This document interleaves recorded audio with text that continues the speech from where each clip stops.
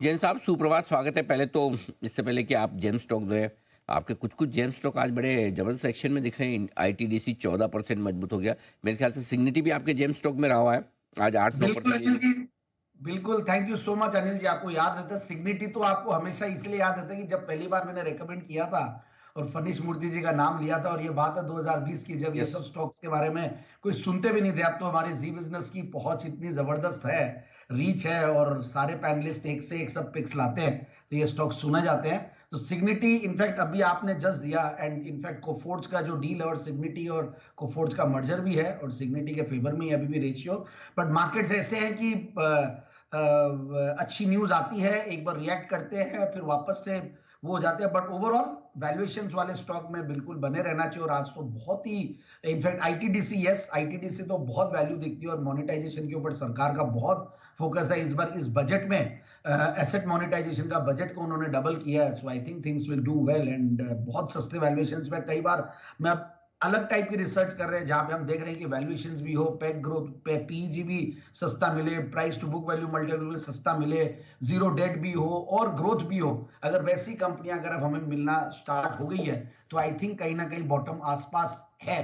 ये नहीं बोलता कि कोई मैं प्रेडिक्ट करने की कोशिश नहीं कर रहा। स्मॉल कैप इंडेक्स देखिए आप, अपने जो 20 इलेक्शंस वाले दिन 4 जून वाले लेवल्स है, वहां के नीचे थोड़ा आया जरूर, अब वहां से ऊपर चलने की कोशिश कर रहा है, बार बार बाउंस लेने की, बिकॉज वैल्यूएशंस काफी अब वैसे फ्रॉथ दिखता है क्योंकि 100 स्टॉक का ये है। बट ओवरऑल काफी सारे आइडियाज मिल जाएंगे।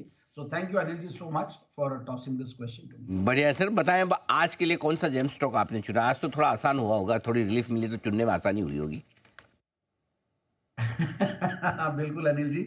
नहीं, कठिनाई तो पूरी हो रही है, क्योंकि डर बहुत लगता है अनिल जी, कोई भी स्टॉक को लाने में बहुत हिम्मत जुटानी पड़ती है, क्योंकि हर स्टॉक की एक ही वो रहती है कि थोड़ी चलती है। मगर कल देखिए, मुझे सबसे बड़ी खुशी हुई, कल का जो स्टॉक था जीआईसीआरई, जो कि जनरली मैं जेम्स में 20,000 करोड़ के नीचे की कंपनियों को कवर करता हूँ, वो 70 65 70 हजार करोड़ की कंपनी थी, और वो भी जबरदस्त, इनफैक्ट 5.5 6% चला, और बहुत सारे स्टॉक्स का लेके बाद एक चले हैं ऐसा। वो भी टीसीपीएल पैकेजिंग जो आउट परफॉर्मिंग स्टॉक था, वो भी चला।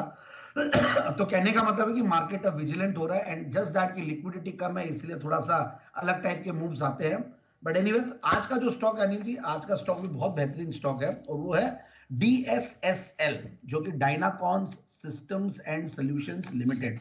डायनाकॉन्स को इनफैक्ट मैंने रिसेंटली 12 नवंबर 2024 को कवर किया था, और उस दिन मैंने छोटे टारगेट्स दिए थे। मतलब देखिए, आप 1335 पे रेकमेंड किया हुआ स्टॉक का मैंने 1590 का टारगेट दिया था, और तब आप तो बहुत जल्दी हर चीज को नोटिस करते ही अपने एनालिस्ट की, मतलब इतने छोटे छोटे टारगेट, मतलब पता नहीं मार्केट्स का क्या है क्या नहीं है। बट अब भी स्टॉक बढ़िया लग रहा है, रिजल्ट्स अच्छे आ रहे हैं, तो एक बार दिया जाए। तो दिया था, और उसके बाद से देखिए स्टॉक 1737 के लेवल्स छूने के बाद करेक्ट भी हुआ, करेक्ट होके 1000 1100 के बीच में आ गया, और भी नीचे आया था।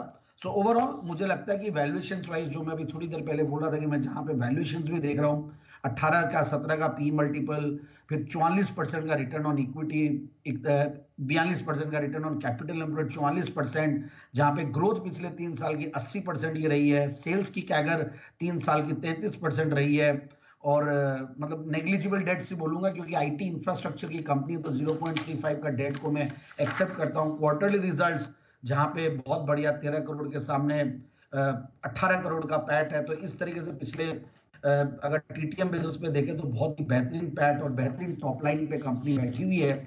और उससे भी बढ़िया बात है, share holding pattern, yes promoters ने पिछले कुछ सालों में इनफैक्ट बढ़ाया अपनी शेयर होल्डिंग पैटर्न में, अच्छी खासी ग्रोथ है। सो ओवरऑल एक बहुत ही बेहतरीन कंपनी, जो कि आईटी इंफ्रास्ट्रक्चर की बात करते हैं, तो आजकल देखिए ये कंपनी करती क्या है, पहले मैं आज थोड़ा सा फॉर्मेट को चेंज करते हुए बोल रहा हूँ। क्लाउड कंप्यूटिंग में ब्रेक फिक्स सर्विसेज देती है, इंफ्रास्ट्रक्चर मैनेज सर्विसेज, ये आजकल काफी चलते हैं। डेटा सेंटर्स को ये लोग सप्लाईज करते हैं, बहुत अच्छे अच्छे टाइप्स हैं इनके, आईबीएम, कॉस्को, सिस्को और एचपी, लिनोवो, इन सब के साथ टाइप है कंपनी का, और बहुत सारे अपकमिंग प्रोजेक्ट्स है, जो कि प्रेस्टिजियस प्रोजेक्ट्स है। और भी इनफैक्ट 1995 से कंपनी कार्यरत है, नाम भले सुनने में नया हो, बट एक पुरानी कंपनी है, और मुंबई बेस्ड कंपनी है, अलग अलग जगह इंफ्रास्ट्रक्चर है। क्रेडिट रेटिंग्स भी देख रहा था, तो बहुत एक्स्ट्राऑर्डिनरी अच्छे नहीं है, तो बट अच्छे रेटिंग्स है। A2 अगर शॉर्ट टर्म में है तो ठीक है, मैं यही बोलूंगा। और अच्छा खासा इन्होंने कैश, हेल्दी कैश एक्रूवल्स किए हैं पिछले कुछ सालों में, और अच्छा खासा इनका डाइवर्सिफाइड रेवेन्यू प्रोफाइल भी है। तो मुझे लगता है कि ठीक ठाक है कंपनी का। मतलब अब आज थोड़ा चला हुआ जरूर होगा, 7-8% तो चला होगा, बट मुझे लगता है कि नीचे आने पे या यहाँ से भी धीरे धीरे लिया जा सकता है स्टैगर्ड वे में ये स्टॉक, और आराम से जो टारगेट है 1170 का लगा। ओके, चलिए तो डायनाकॉन